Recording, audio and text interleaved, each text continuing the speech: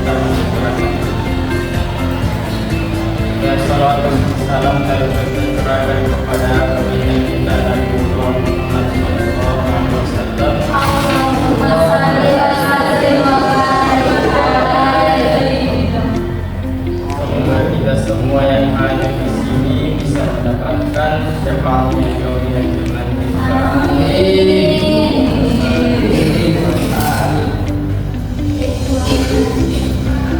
Baik, sebelum kita memulai pembelajaran kita ini mengenai proses penciptaan alam semesta, terlebih dahulu Bapak ingin mengabsen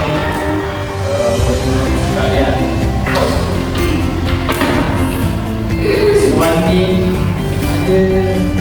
Agus, Arif, Surya, baik semua yang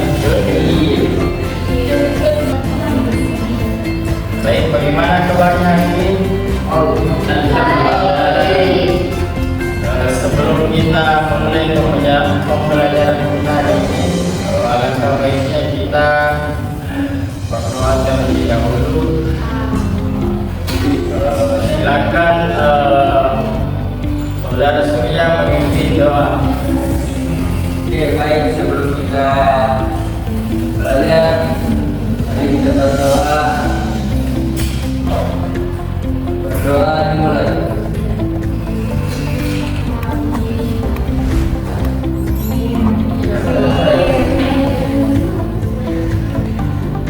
Oke, baik. Adapun tujuan pembelajaran kita pada hari ini, bagaimana kita ingin mengetahui bahwa bagaimana alam semesta ini tercipta, kemudian apakah ada teori-teori yang berkaitan dengan penciptaan alam semesta, kemudian yang ketiga, bagaimana salah satu teori yang kita akan bahas nanti itu memiliki relevansi atau kaitannya dengan ayat Al-Quran.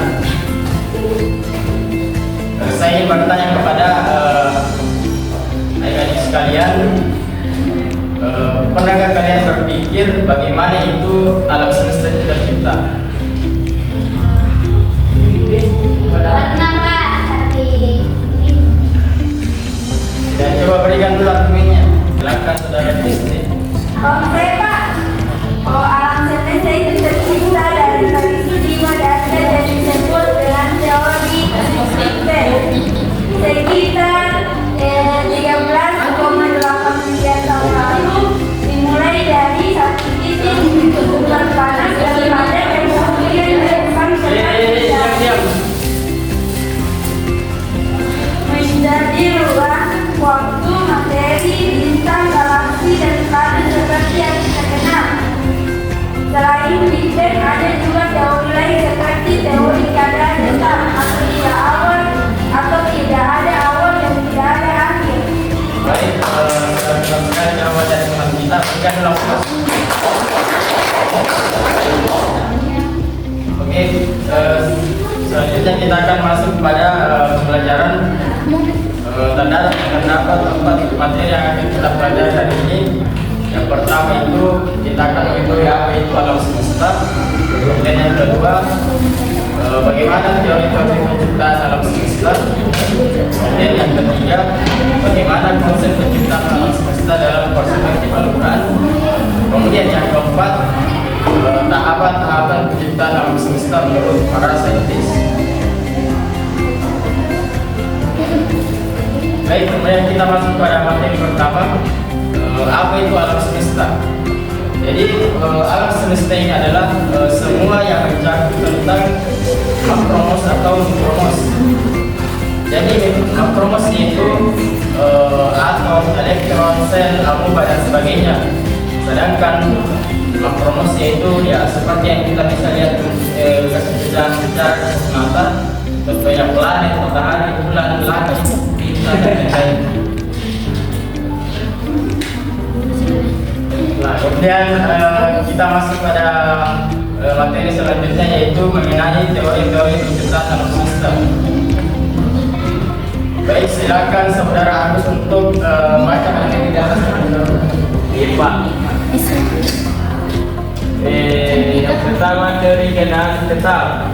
Teori ini berdasarkan prinsip kosmologi sempurna yang menyatakan bahwa alam semesta dimanapun dan bagaimanapun selalu sama. Berdasarkan prinsip tersebut, alam semesta terjadi pada suatu saat tertentu yang telah lalu dan segala sesuatu di alam semesta selalu tetap sama walaupun galaksi-galaksi saling bergerak menjadi menjauhi satu sama lain. Kenapa? Baik, sudah tepat sekali kepada saudara. Terus berikan dulu amplop. Jadi bagaimana teori keadaan tetap ini atau state teori yang menyatakan bahwa alam semesta itu dimanapun dan bagaimanapun akan selalu tetap sama. Kemudian yang kedua yaitu ada teori Big Bang atau teori lingkupan besar. Nah, murid-murid sekalian, pernahkah kalian membayangkan ketika kita meniup balon kemudian meledak? Nah, seperti itu umpamanya seperti teori Big Bang. Nah, teori Big Bang ini awal mulanya itu titik yang sangat kecil dan panas yang kemudian makin lama itu membesar dan kemudian akan meledak. Nah, sehingga terbentuk seperti planet, matahari, bulan dan bumi. Kemudian pada teori Big Bang ini timbul dua gaya yang saling bertentangan, yaitu disebut dengan gaya gravitasi atau dinamakan dengan regulasi kosmis. Dan dari kedua gaya tersebut, gaya kosmis ini lebih dominan sehingga alam semesta masih terus akan mengembang dan akan terus mengalami ekspansi atau perjalanan. Kemudian pada suatu saat nanti ekspansi tersebut akan berakhir. Kemudian teori yang ketiga yaitu teori relation continuum. Teori ini dikemukakan oleh Frank Ogier, Betty dan Gold. Menurut teori ini, saat diciptakan alam semesta ini tidak ada. Alam semesta ini selamanya ada dan akan tetap ada. Atau dengan kata lain, alam semesta ini akan pernah bermula dan tidak akan pernah berakhir. Setiap ada partikel yang dilahirkan dan ada yang lenyap. Partikel-partikel tersebut kemudian mengembun menjadi kabut-kabut spiral dengan bintang-bintang dan dasar-dasar alam semesta. Karena partikel yang dilahirkan lebih besar daripada yang lenyap, maka jumlah materi makin bertambah dan mengakibatkan pemuaian alam semesta. Pengembangan ini akan mencapai titik batas terakhir pada 10 miliar tahun ke depan. Dan menurut teori ini 90% materi alam semesta adalah hidrogen. Nah, kemudian kita masuk kepada pembahasan selanjutnya yaitu bagaimana penciptaan alam semesta ini memiliki relevansi atau kaitannya dengan ayat suci Al-Quran. Coba saudara Naba bacakan ayat di atas. Kemudian saudara Wandi bacakan artinya. A'udzubillahi minasyaitonir rajim. Bismillahirrahmanirrahim. Alladzi khalaqas samawati wal arda wa ma bainahuma fi sittati ayyam thumma istawa 'alal arshi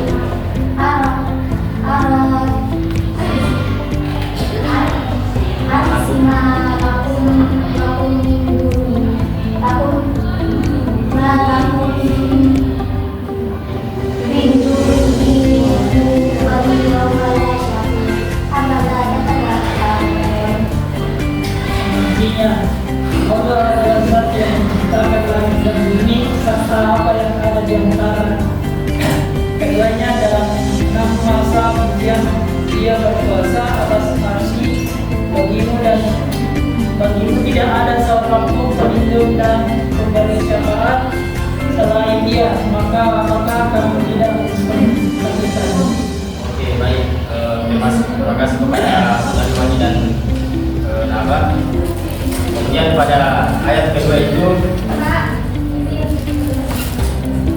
Kemudian pada ayat kedua itu membahas tentang Quran surah Al-Anbiya ayat 30. Yang bunyinya itu awalan lazina kafaru as-samawati wal arda kanat ratqan wa tatnahuma wa ja'alna minal ma'i kulla shay'in hayyin afala yu'minun. Yang artinya apakah orang-orang kafir ini tidak mengetahui bahwa langit dan bumi keduanya dulu itu menyatu. Kemudian kami pisahkan keduanya dan kami menjadikan segala sesuatu yang hidup berasal dari air. Maka tidakkah mereka beriman?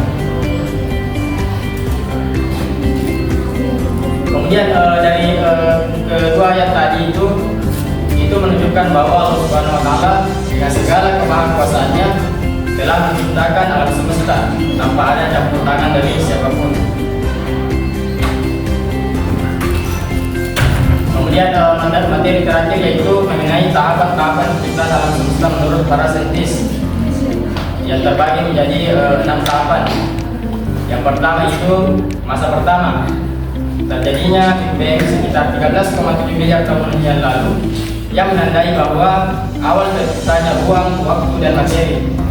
Materi awal berupa awan hidrogen yang kemudian mengalami kompresi dan reaksi nuklir membentuk helium. Kemudian pada masa kedua yaitu terjadi inflasi jagat raya dan pembentukan materi fundamental di keadaan awal yang disebut dengan cosmic shock. Kemudian pada masa ketiga yaitu pembentukan inti atom dan perpisahan gaya-gaya fundamental seperti gaya nuklir lemah dan elektromagnetik. Kemudian pada masa keempat yaitu terbentuknya elektron yang saat itu masih bebas dan belum terikat pada inti atom. Kemudian pada masa kelima yaitu terbentuknya atom-atom stabil sehingga alam semesta mulai menjadi transparan. Kemudian pada masa ke-6 yaitu atom-atom bergabung membentuk molekul-molekul protogalaksi, galaksi, bintang, dan planet-planet mulai terbentuk. Baiklah, itulah materi kita pada hari ini. Kemudian selanjutnya kita bagi menjadi 3 kelompok.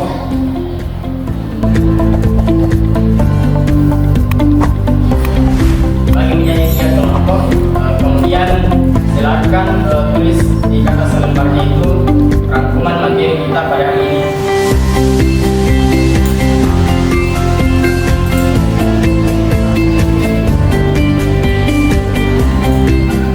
Kesimpulan dari materi yang telah Bapak Ihsan sampaikan yaitu proses penciptaan alam semesta yaitu menunjuk pada teori Big Bang sebagai model paling diterima yang menyatakan alam semesta bermula dari titik singularitas panas sekitar 13,8 miliar tahun lalu dan terus mengembang didukung bukti radiasi latar belakang kosmik atau CMB dan pergerakan merah galaksi.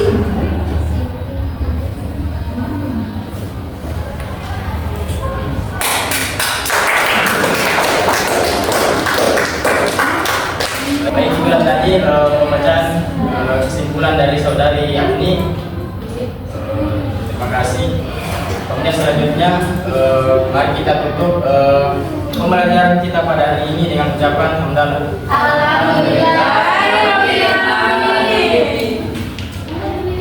Baik, sebelum menutup pembelajaran kita hari ini, alangkah baiknya kita berdoa. Semoga apa yang kita pelajari ini bisa bermanfaat dan kita bisa amalkan dalam kehidupan sehari-hari kita. Amin. Berdoa dimulai.